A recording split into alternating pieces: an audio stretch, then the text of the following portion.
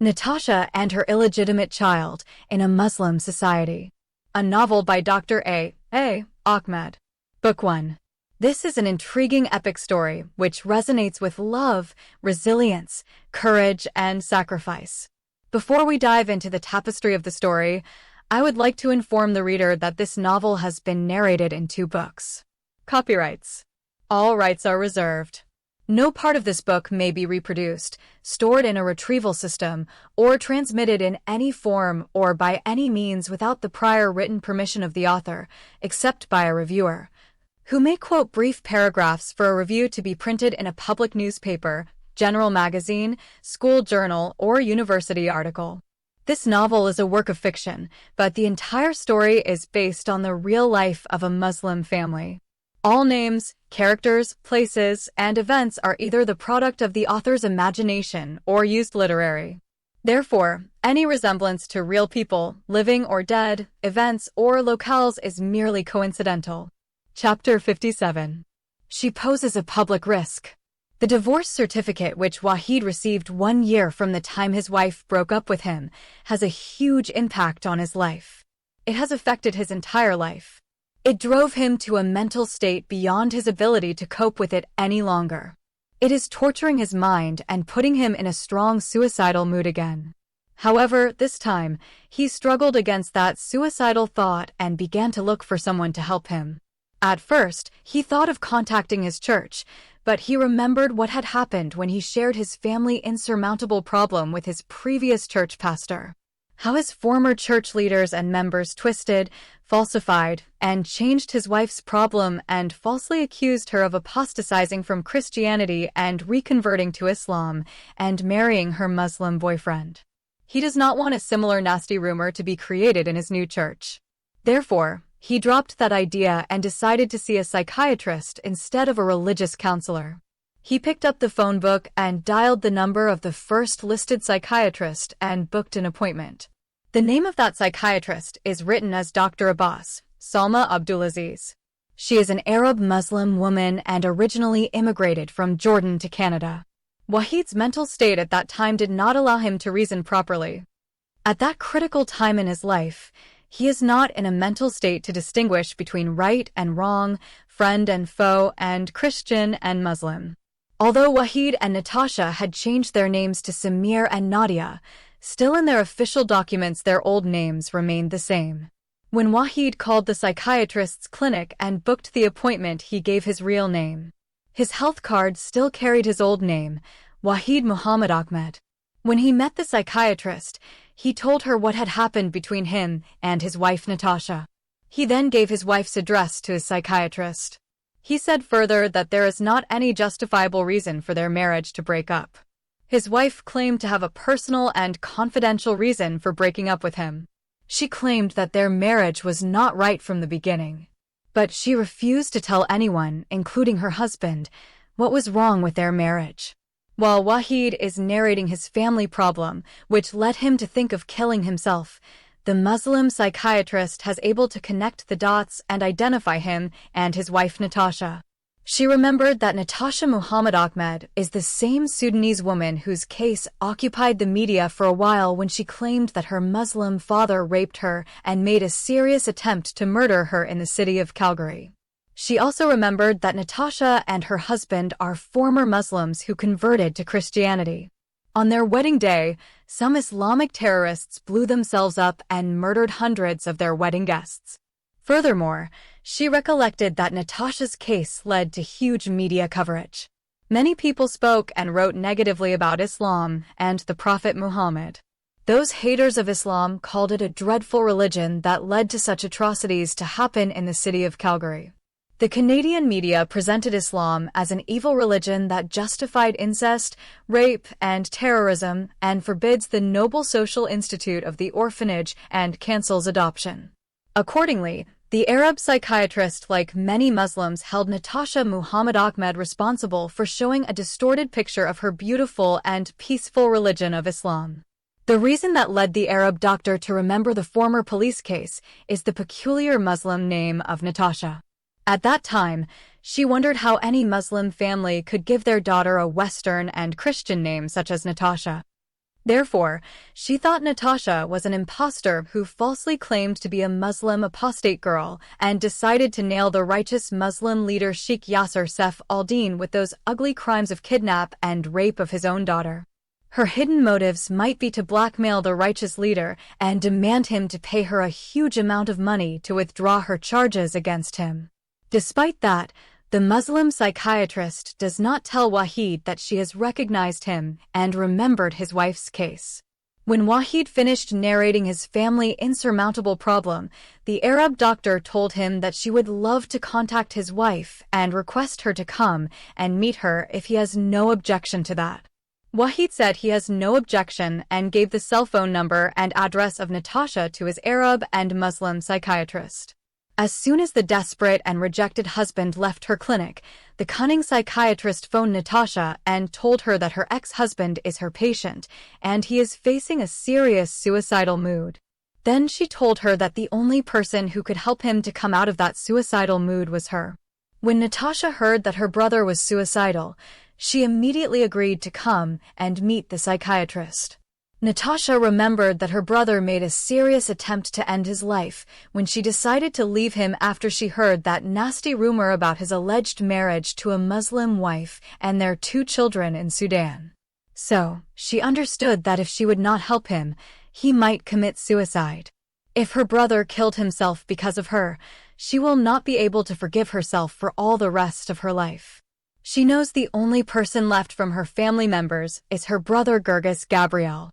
Therefore, Natasha is prepared to do anything to save his life. After she heard that her brother is suicidal and might kill himself anytime, Natasha decided to reveal to him the reason that led her to terminate their matrimonial relationship. She decided to meet his psychiatrist first and tell her why she terminated the marriage relationship with her ex-husband. After disclosing the reason for the psychiatrist, Natasha is planning to go to the apartment of her brother and tell him in front of his mother about her abominable discovery that she had made. But before the sister can meet her suicidal brother and reveal her blood relationship with him, the following conversation between the Muslim psychiatrist and the apostate girl Natasha took place. Your ex-husband may kill himself if you don't reveal to him the reason that led you to leave him and sought a divorce, said the psychiatrist as soon as Natasha entered her clinic and seated herself in front of her. I decided to terminate my marriage with my husband because I discovered that we are real brother and sister, said Natasha with a wavering voice. But she avoided having an eye contact with the Arab psychiatrist of her brother.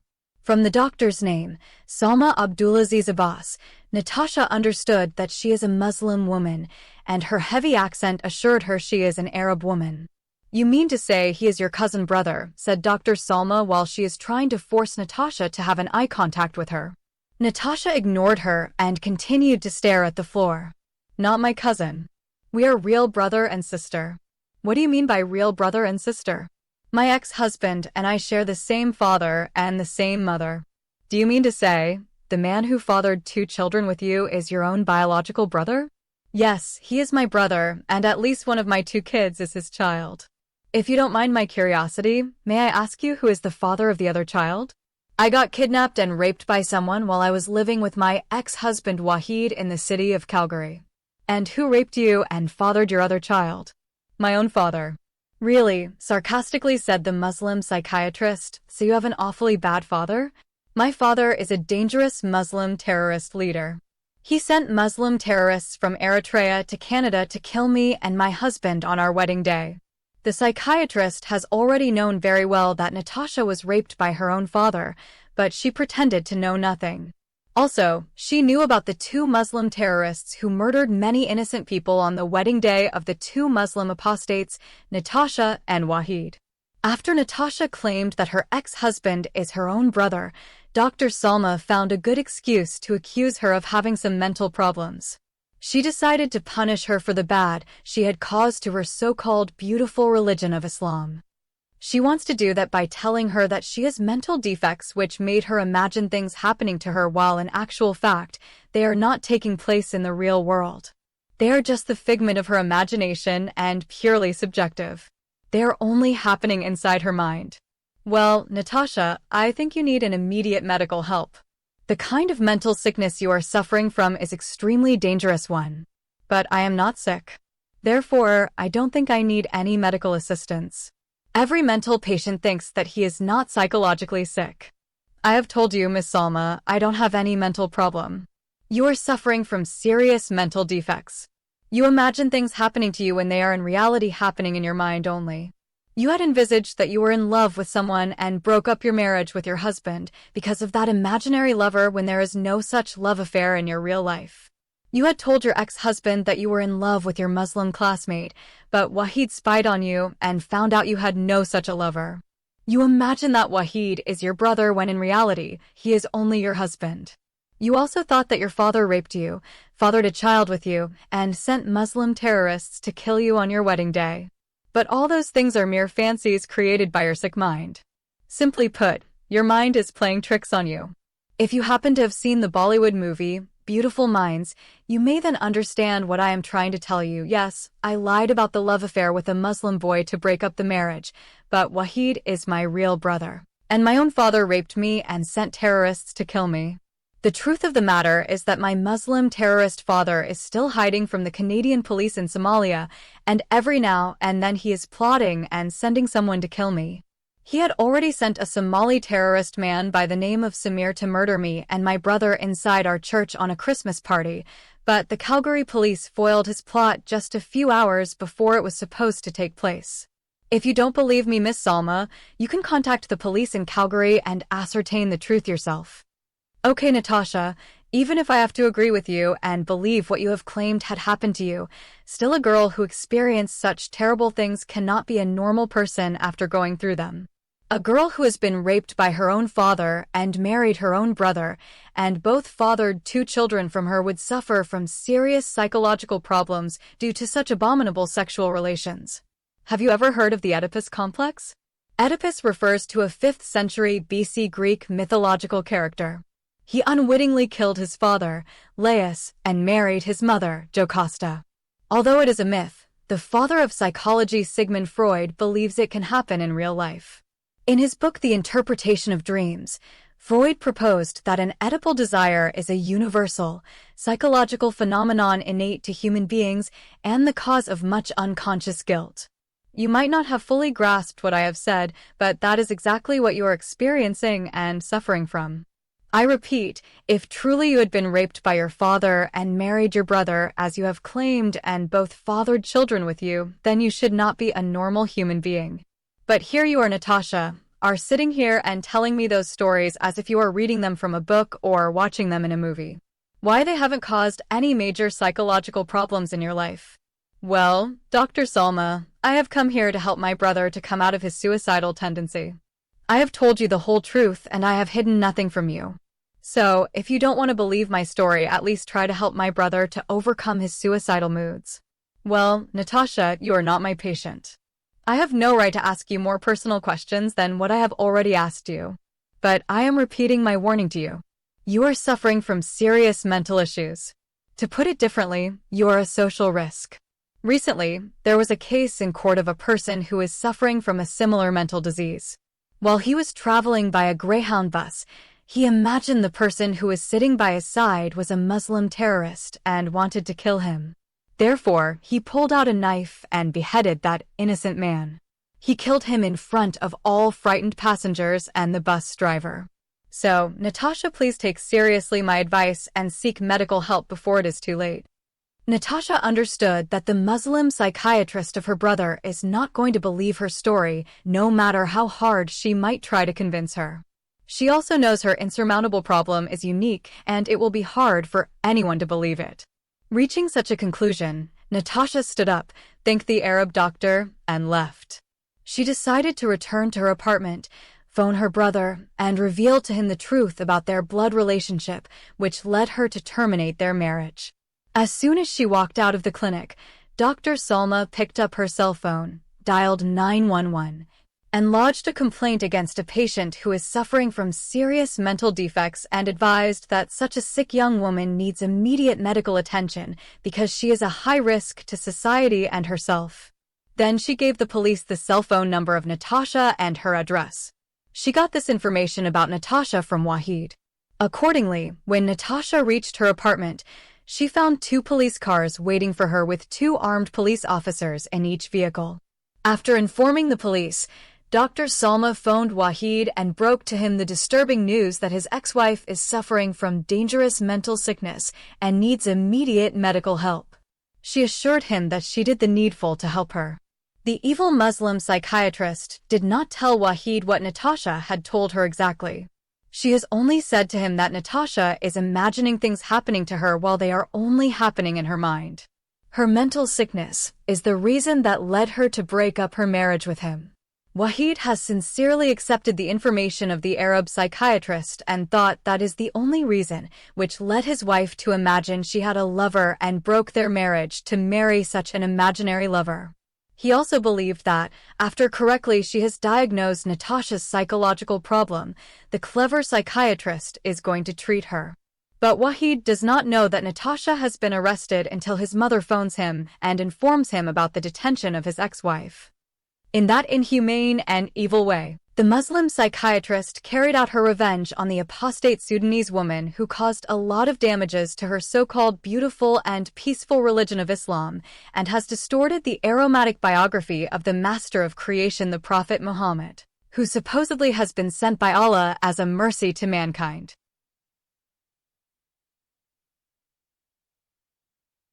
Chapter 58. She is demon-possessed. The police took Natasha directly from her apartment to a mental hospital and kept her under 24 hours of observation. While they were forcibly transferring her, Natasha was protesting, shouting, and fighting all the way until she reached the mental hospital. She tried to convince the cops that she was not mentally sick, and it is just a misunderstanding that happened between her and her brother's psychiatrist who reported her to the police authority. Even so, the police refused to believe her words and ordered her to come with them. At first, Natasha refused to surrender herself.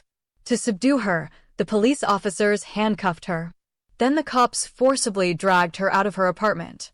The inhumane way she was detained and forcibly dragged out of her apartment like a dangerous criminal caused Natasha to explode in anger.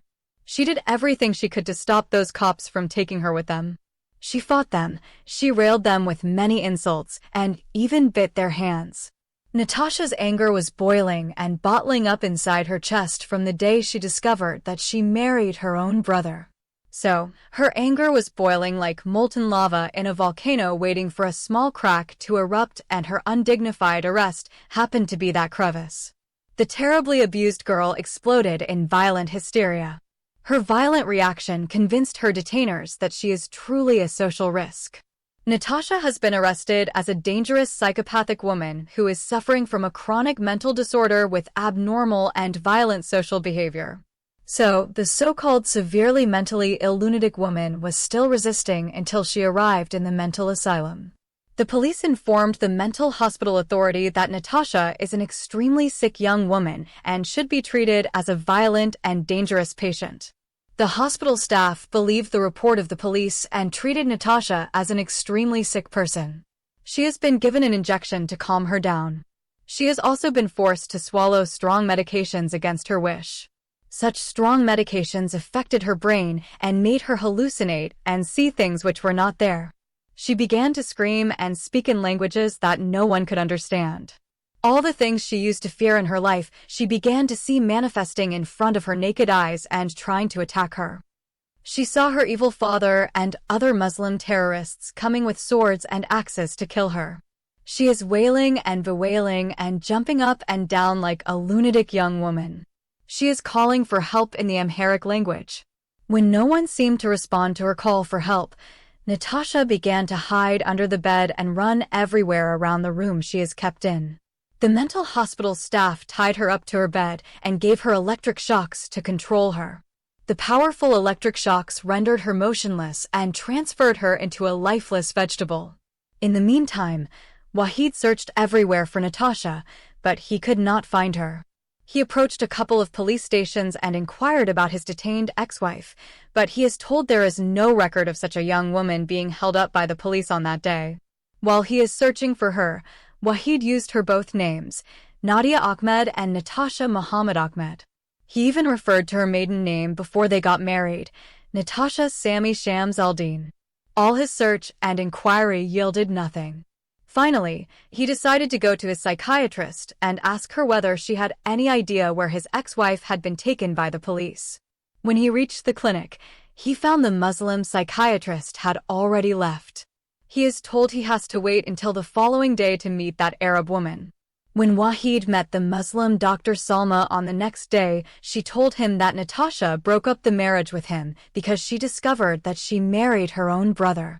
Wahid is shocked when he hears that Natasha believes that he is her real brother. Then the Muslim psychiatrist told him his wife is suffering from dangerous mental sickness, and that is why she imagined things happening in her life that are not real. Her mental sickness made her believe that her husband is her brother when he is not. She also believed that some terrorists wanting to kill her. Her mental sickness made her pose danger to herself and society. Then the cunning doctor gave that greyhound's example of the mentally sick man who slaughtered in cold-blooded murder another passenger. To protect her and protect the society, the psychiatrist told Wahid that she sent his ex-wife to a mental unit facility. But the cunning Muslim woman purposely hid the information that Natasha told her that she got raped by her father, and he fathered her baby boy through his brutal rape. The psychiatrist doctor convinced Wahid that his ex-wife is suffering from some mental issues, and that he deciphered to him the mystery that puzzled him for over a year. He never anticipated that the reason that led his wife to behave towards him in that bizarre way because she is under the illusion that he is her own brother. For the time being, he set aside his worry about their broken marriage and began to worry about his beloved girlfriend Natasha. He decided to go and see her in the mental asylum. The psychiatrist gave him the address of the mental health unit where his ex-wife has been admitted. When he reached there and saw Natasha, he could not believe his eyes that she was the same beautiful girl with whom he spent the happiest days of his life. She has been chained to her bed through her hands and legs. She is lying lifeless in the bed as if her soul has departed from her body, and she has become a lifeless corpse. If her eyes were not open, he might have concluded she is dead and gone forever. Her eyes are wide open, and she is staring at him as if she has never seen him before. She is breathing loudly as if she is snoring. Her hair has not combed and spread around her face as if she is a scary creature. Wahid tried to speak to Natasha, but she did not respond to one word he said to her. She seemed to him she would never speak again. She is like a vegetable. Suddenly, the lifeless body of Natasha came back to life and began to scream and call for help in the Arabic language. Wahid is the only one who could be able to understand her words. She is calling for someone to come and protect her from her father, who came with some Islamic terrorists to kill her. The nurses came and injected her again. Natasha continued to shout and call for help. The nurses brought their equipment and gave her strong electric shocks, which rendered her powerless. Before they subjected her to that painful treatment, they stripped her fully naked and tied her naked body to her bed. Her mouth is foaming, and her eyes are shooting blood while those powerful and painful electric shocks have been administered on her head. She became lifeless again. Wahid wept bitterly when he saw all those awful things happening to his beloved ex-wife Natasha. His religious mentality does not allow him to believe that his ex-wife is mentally sick. He suspected that she was a demon-possessed. He concluded that her evil father most probably did some black magic on her and cast evil spirits inside her. When he arrived at such a conclusion, Wahid left the mental health unit and went directly and met his pastor. He told him his ex-wife became demon-possessed, but the psychiatric hospital believed she was mentally sick. Wahid regretted that he sought the help of the psychiatrist instead of a pastor of a church. He blamed himself for putting his Natasha in such cruel, painful, and fruitless treatment. Wahid's pastor promised him that he would visit his ex-wife in her mental health unit and pray for her and cast out the demons from her body. Natasha remained in that mental hospital struggling day and night with those hallucinating images of her father and his terrorists that her mind is creating due to the side effects of the strong medications and electric shocks the mental hospital staff kept giving her. Everyone who has seen her became convinced that she is suffering from serious mental problems. Her ex-husband somehow convinced his mother and many people in his church that his ex-wife had fallen victim to the secular system in the West, which treats a demon-possessed person as a mentally sick patient. He strongly believes that Natasha could be delivered from those demons through exorcism. During his study in the Bible college, Wahid learned that exorcism is the act of driving out or warding off demons or evil spirits from persons, places, or things, which are believed to be possessed or infested by them or are liable to become victims or instruments of their malice. The means employed for this purpose, especially the solemn and authoritative adjuration of the demon in the name of God, or any of the higher power in which he is subject. But the obstacle that stood in his way was how to convince the mental hospital and the police authority that his ex-wife could be delivered from her unbeatable problem through exorcism. While having such belief in his mind, Wahid approached the mental hospital authority and disclosed to them what he believed to be the insurmountable problem of his ex-wife. However, the doctors and nurses of the mental hospital rejected his conclusion and therefore refused to allow him to take the patient Natasha to his church to perform an exorcism ritual on her.